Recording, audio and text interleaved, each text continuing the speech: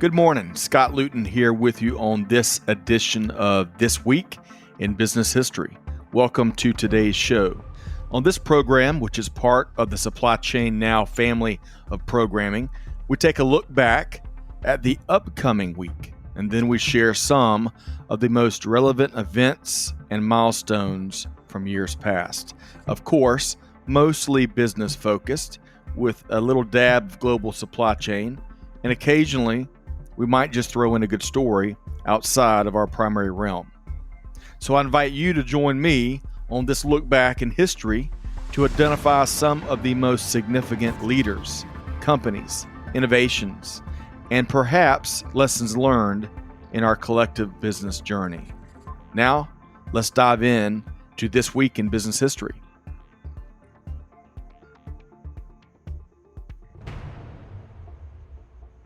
Good morning, afternoon, and evening, wherever you're listening from in the world.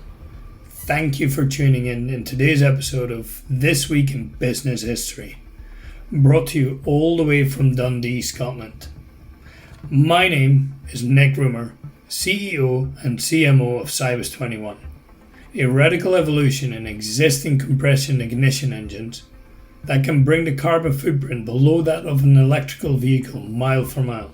But more about that later on. Today is all about sustainability.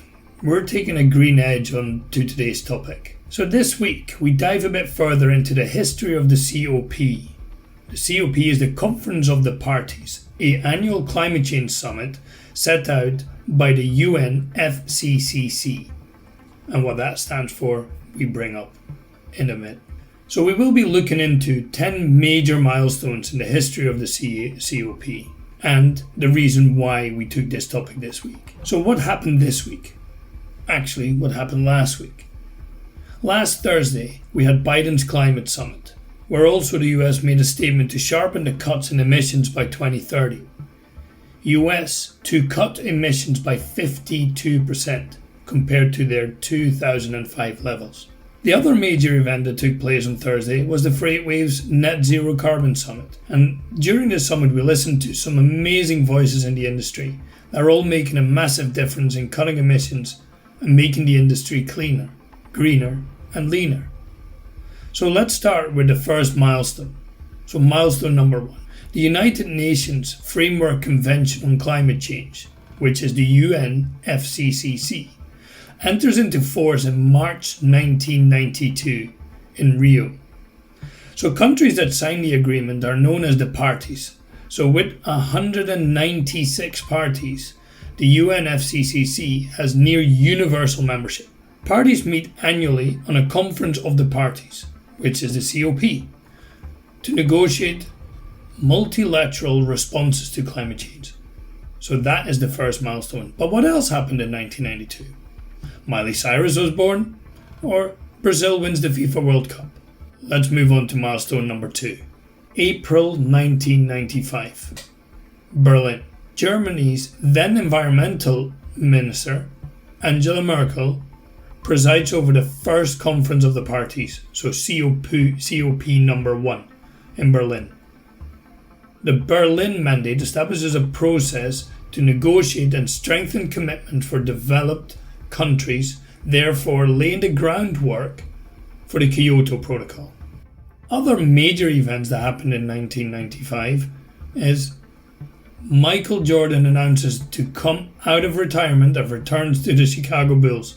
Toy Story is released as the first ever full-length animated feature film, and the arrival of Windows 95. If that doesn't make you feel old.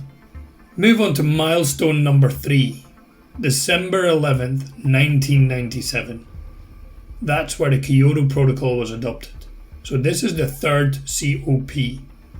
The achieves an historical milestone with adoption of the Kyoto Protocol, the world's first greenhouse gas emissions reduction agreement, whereas CO2 gas is one of most prominent ones that we are all working towards. Other major events in 1997. On that same day, 11th of December 1997, Nick Roemer, myself, celebrates his 15th birthday.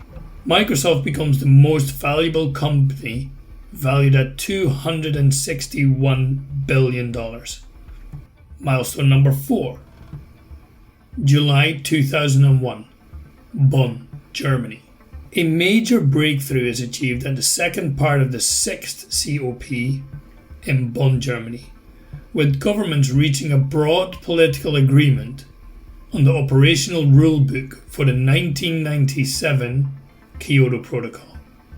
178 nations out of the 196 reached accord, but this is minus the USA.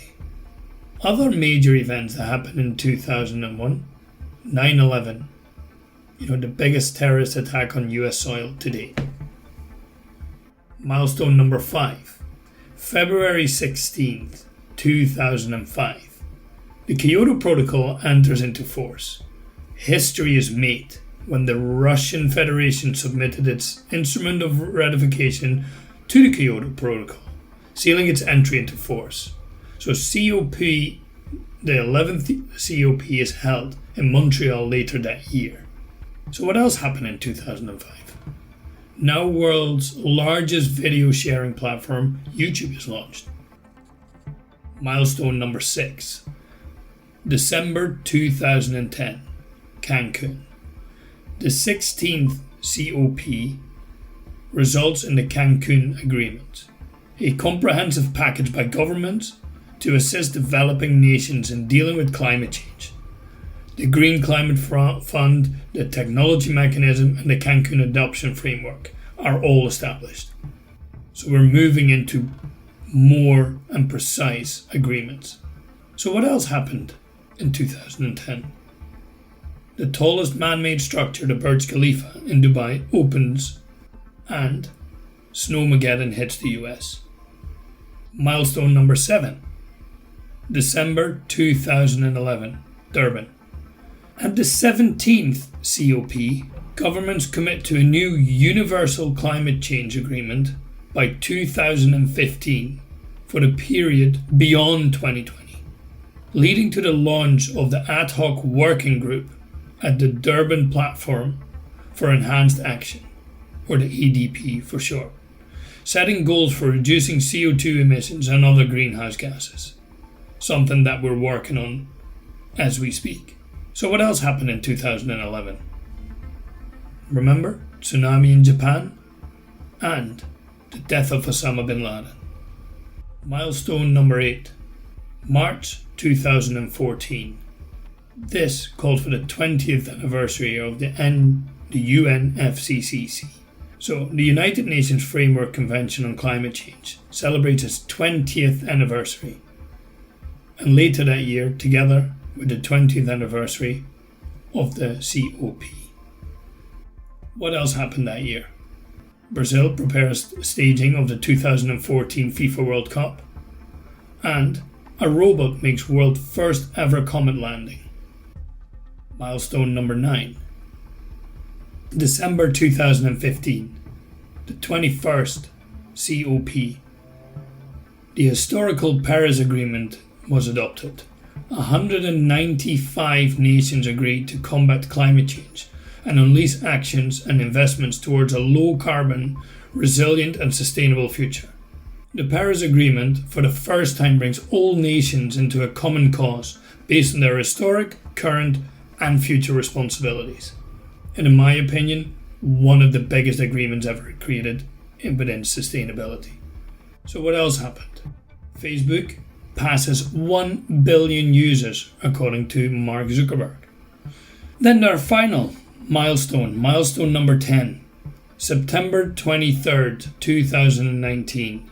The Climate Action Summit is ambition to boost and accelerate actions to implement the Paris Agreement. UN Secretary General Antonio Guterres will host a summit in New York.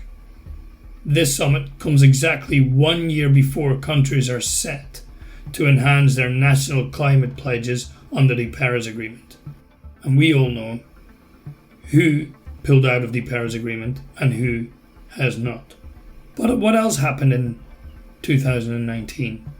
Astronomers released the first ever image of a black hole which they said actually feels looking like the gates of hell. Well, that's to be debated. So, to be honest, let's get a reality check here.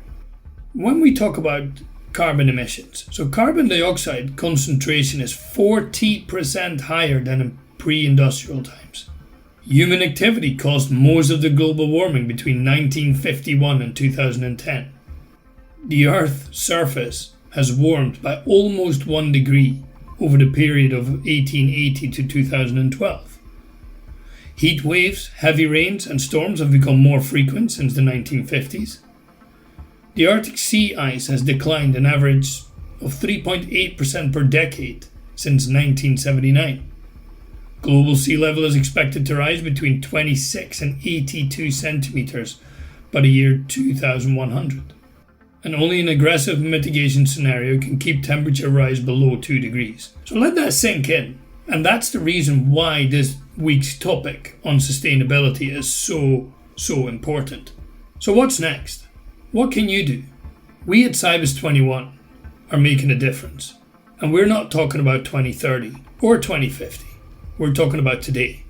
We can make a difference. So do you.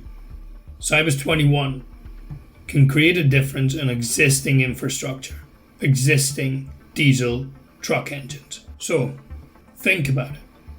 What difference can you make? And I hope that these 10 milestones have made you think. And we have become more and more aggressive towards our targets. So, well, that just about wraps up this edition of This Week in Business History. And I would like a massive thank you for tuning in each week. More on this and previous shows can actually be found on supplychainnow.com. On behalf of everyone at Supply Chain Now and the team at This Week in Business History, we would love to get your feedback and tell us what you think.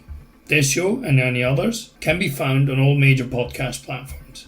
On that note, this is Nick Roemer, Dundee, Scotland. Make sure to make a difference.